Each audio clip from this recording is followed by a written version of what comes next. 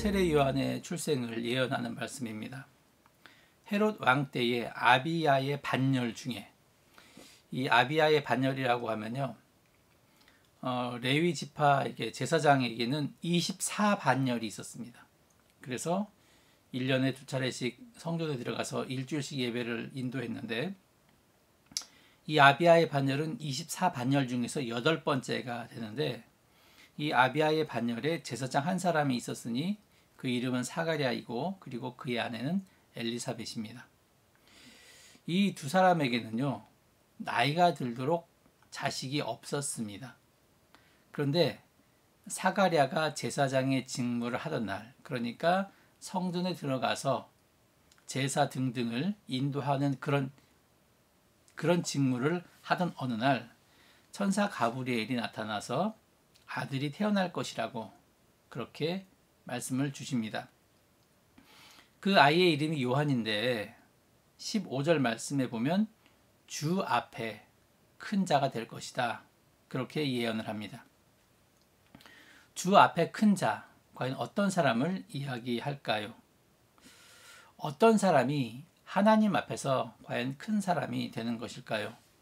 제가 지난주에도 말씀드렸습니다만, 큰, 이 헬라어는 단순히 크다 이런 뜻만 있는 것이 아니라 위대하다는 뜻도 함께 가지고 있습니다. 그래서 주 앞에 큰 자라고 하는 것은 위대하고 절대적으로 큰 사람을 이야기합니다. 그러면 세상에서 말하는 이렇게 위대하고 절대적으로 큰 사람은 보통 화려한 삶을 살지만 세례 요한은 그런 삶을 살지 않았습니다. 우리가 잘 아는 것처럼 그는 광야에서 메뚜기와 석청을 먹고 살았습니다. 그는 위대하고 절대적으로 큰 사람이 될 것이라는 예언 속에서 태어났지만 실제의 삶을 보면 인간적인 기준으로 볼 때 그는 너무나 초라한 모습이었습니다. 세례 요한을 겉으로 드러난 모습으로만 평가할 때는 그렇습니다. 하지만 세례 요한은 그 어느 누구도 듣지 못했던 예수로부터 극찬을 받았습니다. 마태복음 11장 11절 말씀에 보면 내가 진실로 너에게 말하노니 여자가 낳은 자 중에 세례 요한보다 큰 이가 일어남이 없도다, 이렇게 이야기를 하고 있습니다. 성경에서 예수로부터 인정을 받은 사람들은 많지 않습니다. 세례 요한은 우리에게 있어서 훌륭한 신앙의 인물이라고 평가를 받고 있지만 그 평가로 끝나지 않고 예수로부터도 이 세상에서 가장 위대한 사람이라는 평가를 받았습니다. 예언의 말씀처럼 주 앞에 큰 자가 된 것입니다. 노벨상 수상자인 콘라드 로렌츠라는 사람이 있습니다. 이 사람이 동물 행동학에서 임프린팅, 그러니까 각인 현상을 이야기했는데, 부화된 오리 새끼는 첫 번째로 움직이는 것을 어미로 생각한다고 합니다. 연구자인 로렌츠 박사가 자신을 보여주었더니 이 오리 새끼가 자라면서 로렌츠를 어미로 생각해서 졸졸 따라다녔다고 합니다. 왜냐하면 이것은 동물은 태어날 때 첫 번째로 보는 물체를 뇌 속에 각인시켜버리기 때문입니다. 그래서 이 현상을 임프린팅 현상이라고 이야기합니다. 교육적인 면에서 한번 우리가 임프린팅 현상을 생각을 해보겠습니다. 부모의 말씨, 그리고 부모의 표정, 부모의 행동, 부모의 판단들이 카메라 렌즈에 찍히듯이 아이의 머릿속에 찍혀지고 있습니다. 아빠 닮았네, 엄마 닮았네, 이렇게 우리가 이야기를 하면 단순히 아이가 엄마, 아빠의 외모만 닮았다는 말이 아닙니다. 외형적인 말도 포함되지만 사실은 보이지 않는 내면까지도 닮았다고 해도 지나친 것이 아닙니다. 마찬가지로 신앙에도 임프린팅 현상이 있습니다.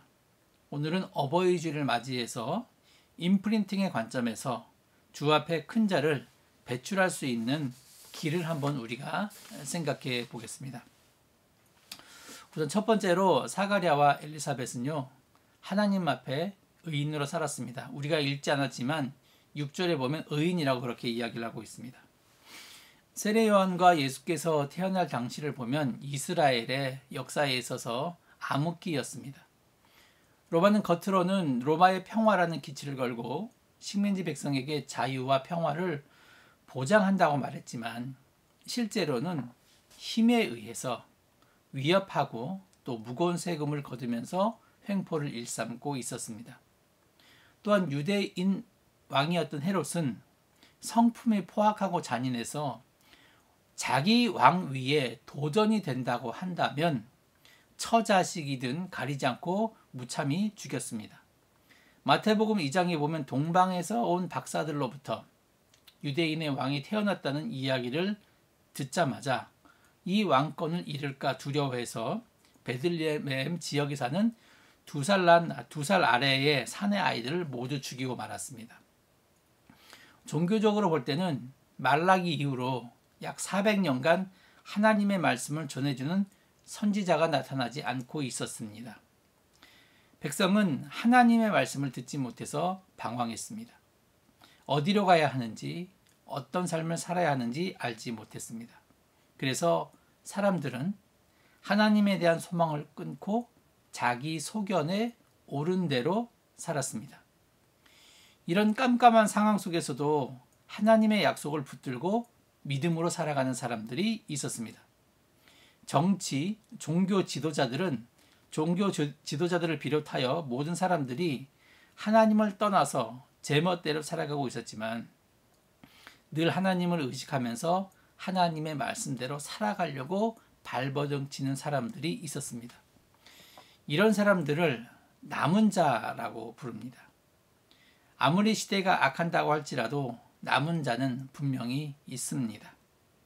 모든 사람이 우상에 무릎 꿇고 세상의 풍속을 쫓아서 살지라도 하나님 앞에서 말씀을 따라서 사는 사람들이 있습니다.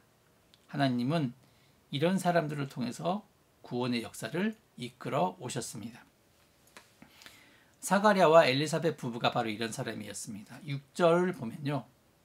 이 두 사람이 하나님 앞에 의인이니 주의 모든 계명과 규례대로 흠이 없이 행하더라. 이렇게 이야기하고 있습니다. 사가랴와 엘리사벳 부부는 하나님 앞에 의인이었습니다. 구약의 경건 기준은 사람이 인정하는 외적 모양이 아니라 바로 중심입니다. 하나님께서 다윗 왕을 선택할 때 분명히 이런 기준을 말씀하셨습니다. 외모를 보지 말라고. 그래서 의인이라고 하는 것은 하나님 앞에 바로 서 있는 사람이란 뜻입니다.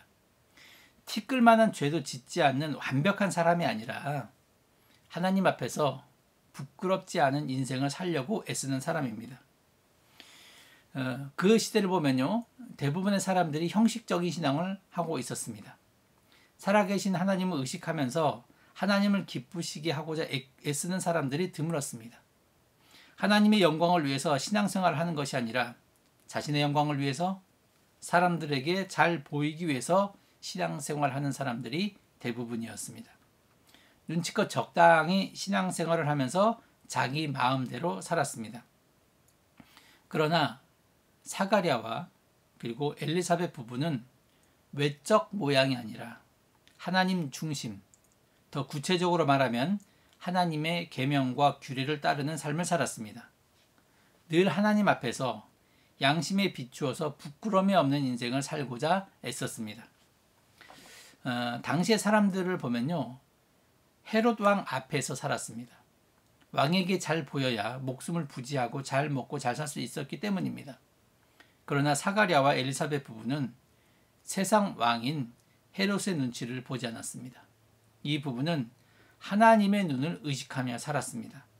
다른 사람이 어떻게 살든 그들은 주의 모든 계명과 규례대로 흠이 없이 살고자 몸부림쳤습니다. 마치 까만 하늘에 영롱한 빛을 발하는 두 개의 별과 같았습니다.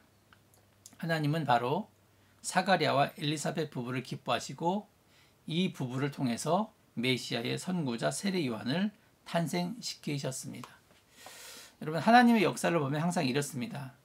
아무리 시대가 악할지라도요, 노아 같은 사람을 하나님은 택해서 부르십니다. 그리고 이방 사람 중에서도 아브라함을 택해서 부르십니다. 그리고 시대가 아무리 악한다 할지라도 분명히 의롭게 살고자 하는 사람을 하나님은 택해서 부르신다는 것을 분명히 알아야 합니다. 자, 여러분, 깨끗한 그릇과 지저분한 그릇이 있습니다. 식사를 위해서 어떤 그릇을 사용할 것이냐라고 이야기하면 이것은 말할 필요도 없이 깨끗한 그릇입니다. 예전에는요, 지저분하면 개밥 그릇을 썼지만 요새는 지저분하면 개밥 그릇도 쓰지 않습니다. 당연히 깨끗한 그릇이 쓰여져야 합니다. 디모데후서 2장 20절, 21절에 보면 이렇게 이야기합니다.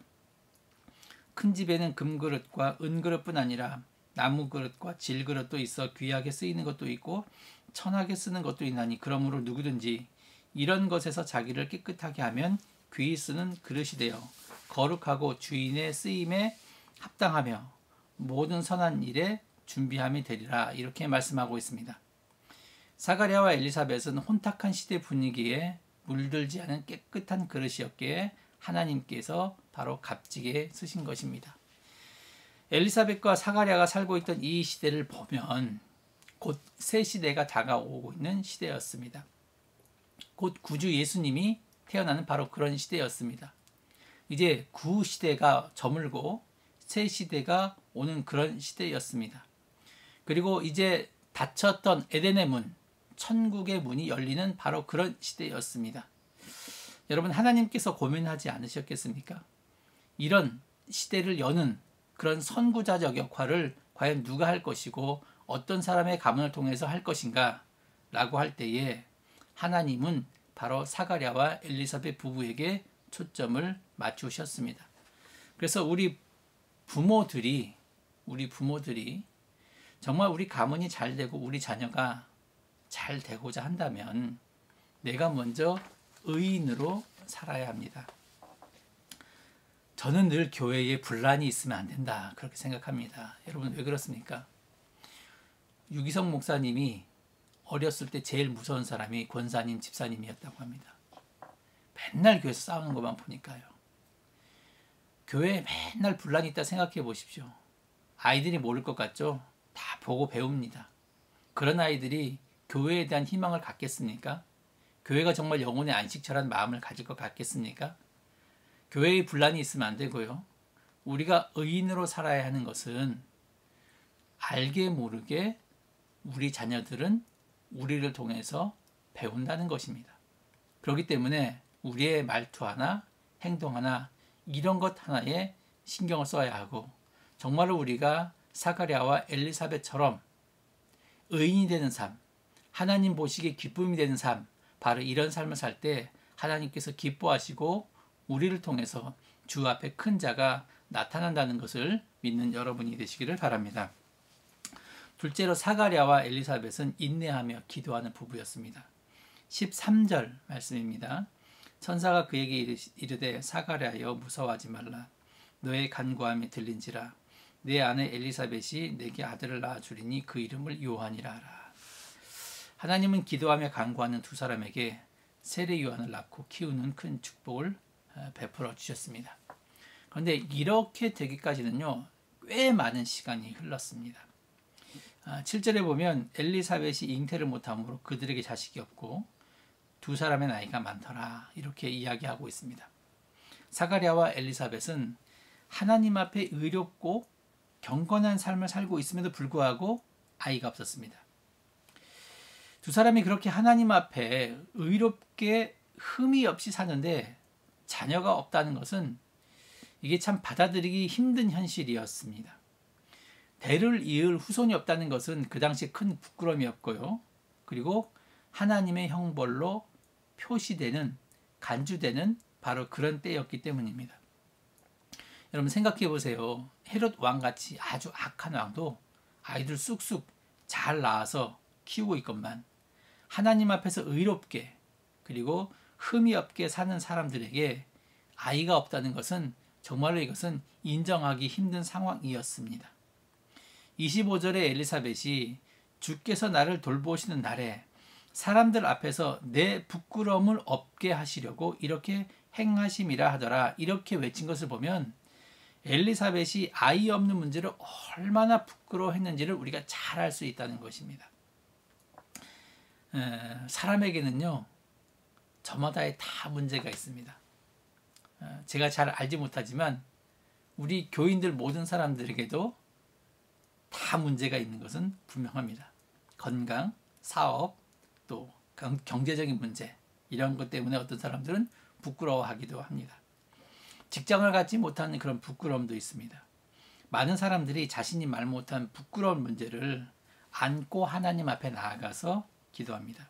그런데 작심삼일이라고 처음엔 용감하게 기도하지만 시간이 지나면서 기도 응답이 늦어지면서 사람들은 포기해버리는 경우가 많습니다. 하지만 사가랴와 엘리사벳 부부는 달랐습니다. 그들은 나이가 많도록 쉬지 않고 기도했습니다. 자, 너의 간구함이 들린지라 이렇게 이야기하고 있는데, 여기서 이 간구의 헬라어를 보면 데에시스라고 하는데요. 간청, 애원, 탄원, 그런 뜻이 있습니다. 그러니까 이 사람들은 단순히 기도했다는 것이 아니라 하나님께 간절하게 애원하면서 탄원했다는 뜻입니다. 또 들린지라가 보면 동사로 has been heard, 이게 현재 완료입니다. 그러니까 이게 뭐냐면 과거에 있었던 일이 쭉 해서 지금까지 그 결과에 영향을 미친다는 것입니다. 이것을 보면 두 사람이 얼마나 애절한 마음으로, 간절한 마음으로 기도했는지 우리가 알 수 있습니다. 여러분, 엘리사벳, 사가랴, 이 사람들이 단순히 아들만을 위해서 기도했을까요?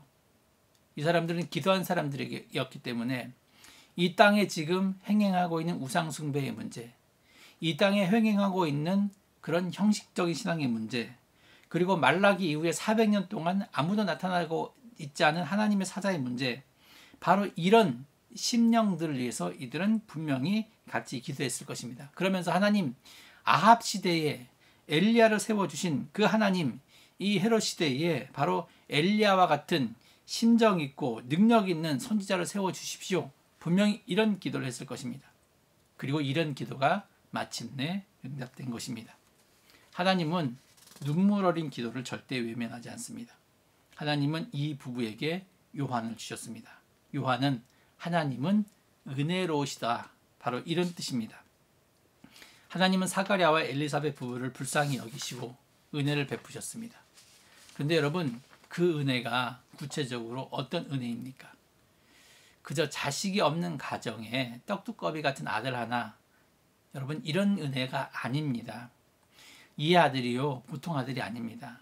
자, 14절부터 17절까지 말씀을 보겠습니다.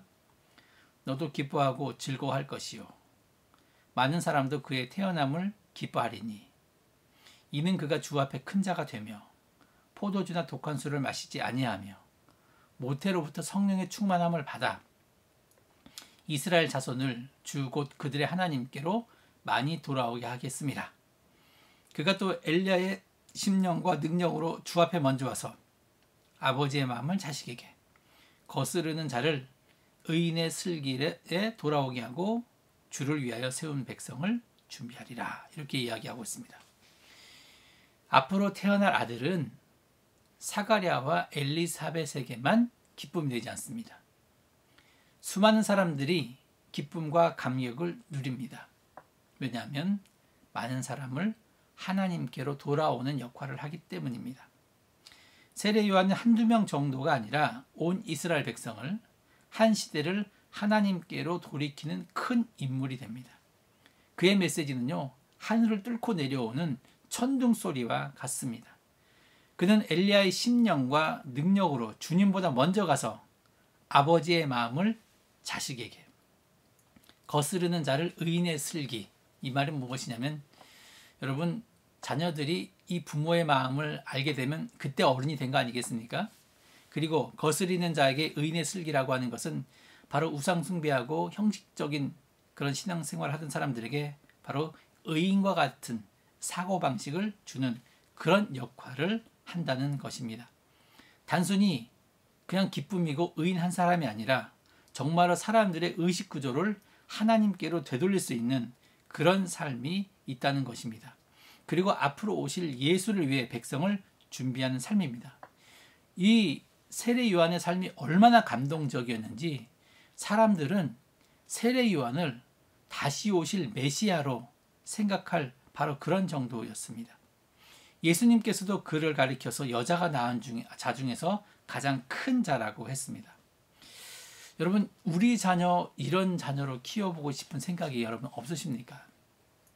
자녀라고 해서 다 같은 자녀가 아닙니다.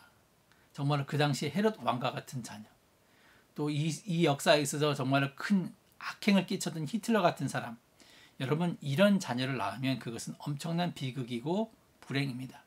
그러나 세례 요한과 같은 아들, 메시아의 선구자로서 주의 길을 곧게 하고 평탄케 하는 아들을 낳고 키운다는 것은 말할 수 없는 은혜이고 축복입니다. 그러기 때문에 쉬지 말고 우리 자녀를 위해서 여러분 기도하십시오. 의인의 자녀가 걸식하는 것을 보지 못했고요. 절대로 의인의 기도는 땅에 떨어지지 않습니다. 우리의 기도가 눈송이처럼 하나씩 쌓일 때 우리 자녀들이 분명히 하나님의 은혜 안에서 성장하면서 이 시대를 선도할 그런 인물이 될 것이라고 믿는 여러분이 되시길 바랍니다. 실제로 사가랴는 하나님의 은혜를 받기까지 훈련을 받아야만 했습니다. 엘리사벳과 사가랴 부부는요, 하나님 앞에 의인이고 열심히 기도하는 사람이었지만 완벽한 사람은 아니었습니다. 자, 18절 말씀을 보면요, 사가랴가 천사에게 이르되 내가 이것을 어떻게 알리요? 내가 늙고 아내도 나이가 많으니이다. 이렇게 이야기하고 있습니다. 참 사람이 이상하죠. 아이를 주세요라고 기도하지만 아이를 막상 주게 되겠다고 하면 의심을 합니다. 성경을 보면요, 이런 이야기가 있습니다. 아이 낳지 못하는 사람이 아이 낳는 이야기라고. 사라를 통해서 보면 알 수 있고요. 사실 마리아도 아이를 낳을 수 없는 사람이죠. 그렇죠? 엘리사벳도 아이를 낳을 수 없는 사람인데도 그 사람들이 아이를 낳습니다. 자, 믿기 어렵습니다. 아이를 주신다고 하니까. 그래서 자기도 모르게 이런 불신적인 말을 하고 말았습니다. 우리 부부가 나이가 많은데 어떻게 아이를 낳을 수 있겠습니까? 이 하나님은 사가랴에게 10개월 동안 말을 못하게 하십니다. 20절을 보면 보라, 이 일이 되는 날까지 내가 말 못하는 자가 되어 능히 말을 못하리니 이는 내가 내 말을 믿지 아니함이었거니와 때가 이르면 내 말이 이루어지리라 하더라. 우리들을 보면 저를 포함해서요, 부모가 되기 위한 준비가 되기 전에 부모가 되는 모든 사람들이 그렇습니다. 부모는 부모가 되기 위한 훈련을 사실 받아야 합니다. 자, 신명기 6장의 말씀처럼 자녀들을 부지런히 가르치기 위해서 내가 먼저 말씀으로 살아야 합니다. 하나님의 말씀을 지키면 내가 손해볼 것 같지만 자녀를 가르치기 위한 마음으로 부모가 먼저 지켜본 후에 그 말씀대로 살았더니 이렇더라 라는 교육을 자녀들에게 해야 한다는 것입니다. 자녀의 신앙교육에서 가장 중요한 것은요, 말이나 주입식 교육이 아니라 부모의 살아가는 모습, 바로 그 자체입니다. 우리 선조들은 이러한 사실에 대해서 일찌감치 눈을 뜨고 있었는데요, 옛말에 몸으로 가르치니 따라오고 입으로 가르치니 반항하더라, 이런 말이 있습니다. 자신은 집에서 성경을 읽지도 않고 기도 한번 하지 않으면서 아이들에게 성경 읽어라, 기도해라 하면 여러분 무슨 소용이 있겠습니까? 교회 가서 맨날 사람들과 싸우는 모습, 이간질하는 모습, 그런 모습을 보면서 아이들에게 사랑하라라고 하면 여러분 그게 무슨 소용이 있겠습니까? 그런 교육은 1%의 효과도 기대할 수 없습니다. 하지만 몸으로 하는 교육, 행동으로 하는 교육, 몸소 실천하는 교육은 다릅니다. 그런 교육은 100% 자녀에게 효과를 가져옵니다. 이것이 바로 올바른 가정교육의 모습입니다. 이렇듯 자녀 교육에서 성공하려면 말이 아니라 바로 모범이 되어야 합니다. 메가더 장군의 기도문 중에 유명한 아들을 위한 기도가 있습니다. 이 기도문 맨 마지막에 아주 의미심장한 말이 있는데요, 이렇습니다. 그리하여 나 아버지는 어느 날 내 인생을 헛되이 살지 않았노라고 고백할 수 있도록 도와주십시오. 이렇게 끝을 맺고 있습니다. 대단히 의미 있는 기도라고 생각합니다. 아버지로서 자식을 훈계할 때 아버지로서 부끄럽지 않은 삶을 살았다고 당당하게 말할 수 있는 삶을 살게 해달라는 기도입니다. 우리 모두가 마음속에 깊이 되새겨야 할 기도문입니다. 가르칠 때는 말보다 직접 보여주는 것이 더 나은 이유는 들은 것은 오래가지 않지만 보고 체험한 것은 오래가기 때문입니다. 제가 처음에 이야기한 임프린팅, 신앙에도 임프린팅이 있어야 한다는 것입니다. 부모들이 말로 교육하는 것보다 정말로 예수 그리스도의 십자가의 모습을 지는 모습을 보여주면 말로 가르치는 것이 아니라 바로 그것이 우리 뇌 속에 각인이 되어서 내가 도와야 되겠구나, 내가 정말 바르게 살아야 되겠구나 하는 그런 일이 저절로 일어납니다. 사실 말이 행동보다 쉽습니다. 그래서 가능하면 말로 가르치려고 합니다. 하지만 여러분, 삶으로 가르치면 다릅니다. 우리의 귀에 인식되는 것이 아니라 우리의 마음에 인식이 되면 그때부터 삶이 달라진다는 것입니다. 내 자녀들이 어떻게 해야 주 앞에서 큰 자가 될 수 있겠습니까? 답은 간단합니다. 먼저 부모가 하나님의 은혜를 체험해야 합니다. 그리고 그 받은 은혜대로 살아가야 합니다. 그러면 자연히 우리의 자녀들이 배우게 됩니다. 이 시대는 내 자녀도 가르치기 힘든 시대입니다. 이럴 때일수록 신자는 정신을 바짝 차려야 합니다. 시대의 흐름이 변하고 있는데 이럴 때일수록 신자는 하나님 말씀 앞으로 가까이 가고 또 그 말씀대로 살아야 합니다. 그리고 자녀들에게 자신 있는 신앙으로서의 삶을 살았다고 가르치십시오. 주 앞에서 큰 자는 바로 이런 과정에서 탄생합니다. 이런 말씀이 우리 가운데 있으므로 여러분, 우리의 자녀들이 세례 요한과 같은 주 앞에 큰 자가 되기를 간절히 축원합니다.